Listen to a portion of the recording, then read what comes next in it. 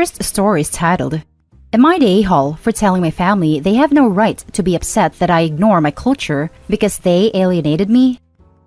I, 33 female, am half Native American and Irish. I am literally half of each. My paternal grandparents were Irish immigrants. My mother is reservation-born, with family still on the reservation that she is close to. I am almost a clone of my late paternal grandmother. It's shocking how similar we look. The only difference is that my hair is dark brown, while hers was a blonde. I grew up kind of the black sheep of the family. They didn't like my dad, and it felt like they kind of took it out on me. My maternal grandmother made it a tradition to gift each girl in the family a set of hand-beaded moccasins for their 16th birthday.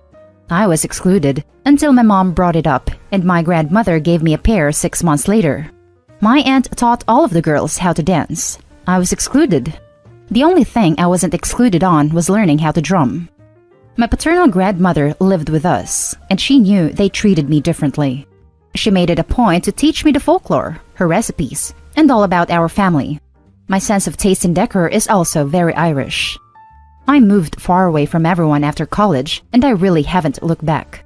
One of the only family members I am still close to was attending a work thing for a few weeks last year. I brought up that they could stay at my place, since I was closer than the hotel to where they were going, than the hotel his work offered to put him up in, and it was on my way to work with an almost identical schedule. They took me up on it. When my cousin arrived, he was absolutely shocked that my house looked so Irish, and that there was no trace of my native heritage. He accused me of assimilating into white culture. I pointed out everything he already knew, that I was purposely left out of traditions and family events because I either look white or they hated my dad. So why would I identify with a culture that rejected me first? He told me that I should have tried harder to embrace my culture and show them that I wanted to be part of their traditions instead of just flat out dropping them altogether. I told them that I shouldn't have had to try to be included by my family as a child. I should have just been accepted as family. In the end, we agreed to disagree, until I noticed that he took my drum. I had it in the guest room closet because I had no room for it in my bedroom closet and didn't want it to get damaged by my a-hole cats. I ended up calling him demanding the drum back, and he refused. My drum was returned to me after my uncle who gifted it to me took it and mailed it back. It ended up escalating, so now my whole family is involved in calling me the a-hole. Edit. It's actually literal pictures of Ireland that I took with my professional cameras from my vacations there with my paternal grandmother. I'm not talking small prints. I am talking very large professional prints of the landscapes. I took so many pictures because I loved it so much that there are literally pictures of the landscapes, both rural and urban, in every room. In my den and my bar, it has a lot of Guinness things.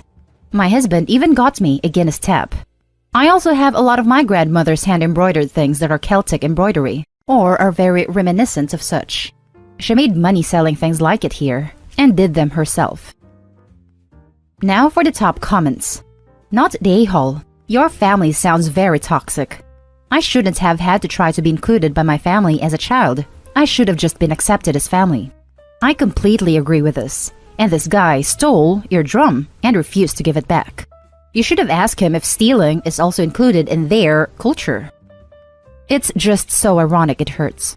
You should have tried harder to fit in. Steals the only piece of her native heritage she has. Feels like there is some insular thinking going on here.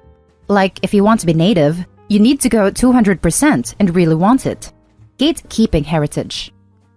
Not the a-hole at all. I am also a mixed-race person, and the only side of the family that wanted me was also the white side. If someone doesn't want you for your skin color, that's on them and their prejudices, not you. Also, your cousin is a tremendous douche and a petty thief for stealing your drum. I wouldn't blame you if you went no contact with that side of the family. I'd encourage Opie to tell them to bug off. Not the a-hole at all. It makes sense you'd identify closer with your Irish heritage. People can be closer to one side of their family without different heritages. It's usually down to how welcome and loved you feel. Your cousin is a big a-hole though, for how they spoke to you and for stealing from you. Without an apology and explanation from them, you'd be well within your rights to never speak to them again. Now for the next story. Am I the a-hole for threatening to kick my brother out for trying to undo my service dog's training and telling me I don't need one? My brother Jack, 25, recently lost his job. Our parents do not have any space for him at their home, so he moved in with me, 23 male by the way. I have a service dog, Ripley. He is a 6-year-old Saint Bernard and an absolute gentle giant. I suffer from some pretty severe agoraphobia and anxiety, prone to panic attacks when I leave the house. Ripley is a godsend and has been helping me get my life back together. Jack doesn't really like that I have a service dog though. He doesn't believe that mental health issues are a big deal and that I just need to get over it. Which, let's be real, is a lot easier said than done. We've never been particularly close, and he has often accused me of being an attention seeker. Due to the fact that Ripley is a service dog, it is very important that I keep on top of his training, and I have a strict routine that both Ripley and I follow. However, around 3 or 4 weeks ago, I woke up to Ripley growling. Upon further inspection, I saw Jack holding a lead and trying to pull Ripley out of my bedroom. I intervened and Ripley ran to my side. Jack told me he just wanted to save me the trouble of walking Ripley and had taken it upon himself to do it instead. I explained to him that this is not appropriate and that I am the one who walks Ripley. He seemed to accept this at first. But over the past couple of weeks, he's been going out of his way to go against my wishes. He tries to feed Ripley at different times, tries to give him food off his plate, will try to pet him when we're out in public, when Ripley has to be focused, etc. Literally anything to undo his training, which he admitted kinda smugly one night when he'd had a drink. Eventually, I snapped at him and told him give it a rest. He fired back that Ripley must be absolutely miserable as he has no time to be a normal dog. This is, of course, completely untrue. He then called me an attention seeker and said I'm not physically disabled, so I do not need a service dog, and that the only reason I had Ripley was to get attention from strangers. I threatened to kick him out, and Jack went silent and left the room. Later, I got several angry texts from family members for threatening to leave my own brother homeless. I do regret it, as I think I went a bit too far. Jack is absolutely terrified of having nowhere to go, and the threat might have been a bit cruel. But at the same time, Ripley isn't just a dog. He helps me. He calms me down from panic attacks, helps/gives me reason to leave the house, and just generally makes my life easier. And doing his training would completely destroy that. Am I the a-hole? Now for the top comments. Not the a-hole. Kicking your brother out is a proportionate response if he continues to interfere in your treatment/accessibility. It's a proportionate response if he interferes with the care and training of your animal. Your family members who are so outraged about your response? That's good news.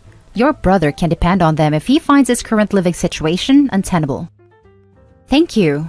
They all conveniently don't have a room for him. I wonder why. Not the a-hole. Kick your a-hole brother out anyway. He's admitted he's sabotaging your medical equipment, and do anything your problems are real. Cut him off and cut him out. The only thing stopping me from doing so is that he doesn't have anywhere else to go. But thank you. First, thank you for all the support, you guys. The kind comments really mean a lot, and I've been trying to read each and every one of them. I've seen a couple questions in the comments, so I figured I'd just answer them here. Ripley is a service dog, not an emotional support animal. He helps ground me during panic attacks, helps me remember to take my medication, and brings my medication to me. I can't say the other thing he does because of the rules, but when I'm in a dark place and trying to do something I probably shouldn't, he is trained to interrupt me and prevent me from doing it. My family know exactly what Jack is like. They all conveniently had no space at their houses to take him in, as they don't want to deal with him. They also do know how bad my anxiety is, and agree that Ripley is the best thing for helping me deal with it. If they think any differently, then they haven't let on. And thank you to the people who mentioned that having Jack here is making Ripley uncomfortable. I feel like a horrible person for letting him stay so long and making Ripley deal with that. He's a good boy and shouldn't have to be uncomfortable in his own home. I have texted several of my family members, including my parents, with my side of the story. Turns out Jack has twisted it a little bit. I told them that they are welcome to take him in, but I cannot keep him in my home anymore as he is putting myself and Ripley at risk. Some family members are on my side now, but there are still a fair few who think I am an a-hole. And guess what? My parents are somehow managing to clear out their storage room to make space for Jack. Isn't that weird? Anyway, thank you again, kind people of Reddit. Now, for the last story. Am I the a-hole for not letting my ex's mother take my girls for Thanksgiving? Today, my ex's mother contacted me asking about my girls for Thanksgiving. I was shocked. She hasn't talked to me in months, even on their birthday. I won't be able to afford/provide Thanksgiving without help, so I told her let's work something out. I will host Thanksgiving and do all the cooking and cleaning if she could provide the food. Nothing like a huge feast, but my girls are at the age where holidays are exciting. I told her she could take them to the little park for some one-on-one time. She told me no, she wanted them to go see her side of the family. Again, this is totally out of the blue, and I am not comfortable with them going. I might be too paranoid, but a few months ago, my ex took them for a visitation but ended up leaving the state with them and blocking all communication. It was almost a week, and I had to give descriptions of my girls to the police for the Amber Alert, and I never want to go through that again. I mention this only so it doesn't seem like I'm just saying no. There is no custody agreement, and I have a restraining order out against him. She claims he won't be there, but I'm calling BS. While I want my girls to have turkey dinner, I'm not sure if I'm willing to risk it, and she made it clear I could not come along, even just sitting in my car across the street like I suggested. Am I being irrational and an a-hole? Edit. The only reason I'm second-guessing is because I know how important family is, plus the harassing guilt trips I'm getting. Now for the top comments. Not the a-hole, and I think I'm almost certain your ex is going to be there. I wouldn't risk it, since your ex has a history of essentially abducting your kids. I agree. I so badly want to give my girls the best life possible filled with family, but not at the cost of their safety. Being with a mom who loves them is the best life. Start a new tradition instead of turkey just for you guys. Not the a-hole. All of that is incredibly suspicious. Trust your gut. If you aren't comfortable and have legit reasons, don't do it. This isn't just about time with your kids.